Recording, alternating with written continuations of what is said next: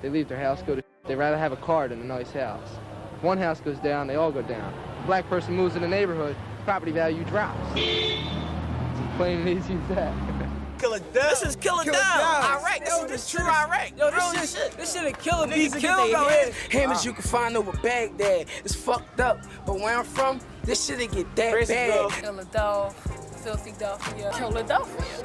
From Kelm change. They used to hang us from the trees. You think they give a damn if you want to kill your man for some cheese? The key word is loyalty, and I ain't seen nothing in the wild. Seen a nigga sell his soul for a pound. Bitches kill their kids, and niggas keep raping all the chicks, but book my man cause he was breaking down a brick. Yeah. It don't make sense, but it's gonna make dollars for me, and I keep my ass to the streets so you can holler for me. Fuck. I feel as though these new white people that moving in, they trying to take our hood from us. Where we live, where we grew up at, where we struggle, where we survived at, where we seen people die, we seen people, kids raised, I seen my little brother raised here. And they try to take it from us. They try to take our hood from us. It hurts. I'm Deja Fontaine. I'm a sophomore poli-sci major from Philly. So growing up, I spent a lot of time in North Philly. And in North Philly, you don't normally see white people. But because Temple started buying a lot of property in North Philly, I started seeing white people, and then like more white businesses popping up, just like they're penetrating our streets, coming through in there, you know, it's making everything kind of like uncomfortable. More police around, and just like they call the cops on like neighbors and all that because this is not what they're used to. I'm not really a big fan of gentrification, but it's kind of inevitable. Can you name a positive and a negative of gentrification? Okay. So a negative is that they are rebuilding these homes and increasing their prices significantly, forcing the people that live in the area to have to move out. A positive would be that they are, I don't know, bringing in more businesses, I guess, for people to work in, I guess, in the area. You seem really hesitant about that. Yeah, because, like, they have, like, in the community, they have their own businesses and stuff. And by them bringing in these, like, really large, like, corporate businesses, the ones in the community aren't getting the support that they once had because everyone is going to those businesses now. So the entire reason I chose to do gentrification in Philadelphia is because I grew up in Kensington, which is the meth capital of the United States, along with Philadelphia as a whole. And for my whole life, Kensington was always somewhere to be ashamed of being from. I recently revisited Philly, and Kensington is completely different. It's now called Northern Liberties, it's called East Kensington, it's called anything except for what it was. It's become completely inaccessible for the people that lived there for years to purchase property or to rent property around there. Also created a huge impact in terms of the relations between people because the gentrification that happened in Kensington happened in a matter of 2 or 3 years. It was very quick that it happened. We suddenly started seeing these really weird buildings that they looked like containers, like shipping containers that were just like stacked on top of each other, and we were just like, that's really ugly, what is that? And then we started seeing white people walking their dogs and like jogging, and we're just like, what the heck is going on? And the same thing happened to my neighborhood in South Philly, and the same thing is happening to my neighborhood in West Philly. West Philly is perfect to gentrify because that is where Temple and University of Pennsylvania are. And when there is a university so large, having over 40,000 students for each university, comes issues with housing, and there needs to be housing for the students, but also by creating housing for the students, you push out the you push out and displace the people that were originally there. And you create an entirely new culture and environment in Philly that wasn't there before.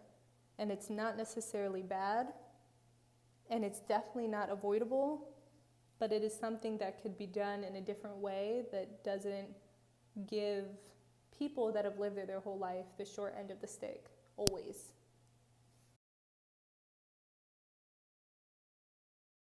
That it's the government rewarding people to move into these neighborhoods. And this is nothing new at all. This is something that started back in the 30s and 40s when there was huge redlining. And redlining was very serious in Philadelphia. It was completely legal, where certain neighborhoods were cut off as being low income and high risk. And banks were discouraged from giving people from those neighborhoods any sort of loan or assistance in order to help them get a house. And what the government did is the government told the banks that if they did help these people, that they would then not be federally supported.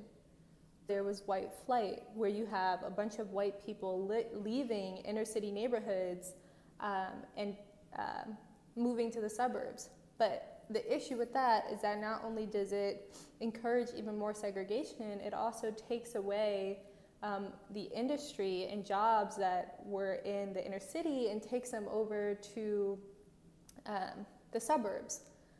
And the suburbs are really limited to white people and cut off to others. Actually, when I moved into my house, there was a couple on the block that lived there, and then they moved. Like, I don't know if it was because we moved there or what, but a few months after we moved in, they moved out. So another aspect of gentrification is the properties. So not only white rich people own properties or buy properties in poor Black and Latino neighborhoods, the people there also own some of the properties. However, the people there don't necessarily have the money to constantly work on their properties or to make as much use of the properties as the government would. So the government has this power called eminent domain. And eminent domain, let me state it word for word, is the right of the government or its agents to appropriate private property for public use with payment of compensation. So basically, the government can literally take your property that you own and that you paid for and pay you a substantially lower number than it's worth, and then you are left with nothing, and they use it for whatever they'd like to use it for, and mainly what they use it for is to sell it to someone that will put in better people or better suited people in order to improve the neighborhood. So going back to the model that the U.S. government has already set up for us, when you think back to white flight and the other aspects of it that make it harder for people in the neighborhoods, for longtime residents in the neighborhoods to live, is the fact that when these people left to the suburbs, there's obviously a huge decrease in the population. And because of the decrease in the population, the rent decreases, but also there just aren't enough people to fill the houses. So there's huge abandonment. And then from the abandonment comes crime. There comes arson from buildings that have been there for years that haven't been touched in years. And then there comes squatters, people living there that don't have a place to stay and that are living in these buildings because, they're open. And then from there, There's also an issue of people not being able to afford to move out of the places that they lived in. And because of this, there's a huge decrease in the economy of that inner city because the money is now going into the suburbs.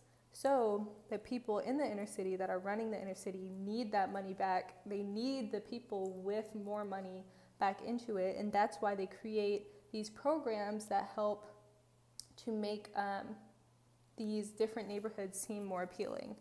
So, they have better parking, or they'll have rec centers, or they'll have pools, these new things in these areas, but they're not meant for the people that have been living there their entire life. They're meant for the people that they want to bring into these neighborhoods. Then you have these huge cash buyouts where the people that have lived there for years are now being displaced for $70,000, and then their home is being resold for $500,000. They don't see that $500,000. They see the 70,000. And in Philly, at least, 70,000 can't really get you much, and you are definitely not going to be living in a good neighborhood with your children with that. And then it comes to the issue of schools. And in Philly, 10% of the schools in 2018 were closed, and that disproportionately affected Black and Latino people. Good schools, white schools are not being closed. They're not being impacted. It's Black and Latino schools and Black and Latino neighborhoods that are being impacted. It's making it more and more difficult for people to attend school. It's making it more and more difficult for people to even find a good school to attend.